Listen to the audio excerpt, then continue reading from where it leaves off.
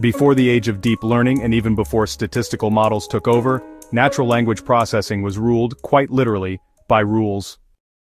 In this episode, we're diving into rule-based architecture in NLP, the logic-driven framework that laid the foundation for understanding language computationally.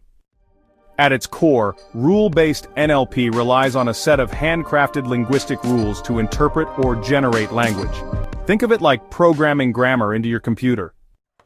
For instance, if we define a rule that says, then this system can interpret the cat sat as a valid action sequence. Rule-based systems are built on three main layers. First, we have the lexicon, a curated vocabulary of words, with parts of speech, synonyms, and semantics. Next, we have grammar rules, syntax, and structure rules, how words are supposed to be ordered. Finally, there's the parsing engine. It applies those rules to analyze or generate text. Let's take a simple sentence. A rule-based parser breaks this down using deterministic rules.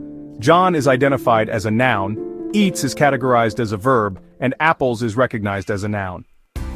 If the rules match, we declare it grammatically valid and meaningful. Why were rule-based systems popular? Transparent logic, easy to debug, great for domain-specific tasks like medical or legal text, but here's the catch. They don't scale well, they struggle with ambiguity, and building them is labor-intensive.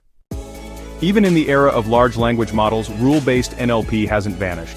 In hybrid systems, rules help enforce structure and correctness where statistical models might be too uncertain.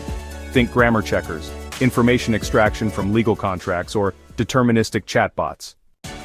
Rule-based NLP may seem old school, but its logic still drives meaning in many mission-critical systems. And understanding these foundations gives us a deeper appreciation for the complexity of language and the tools we use to decode it.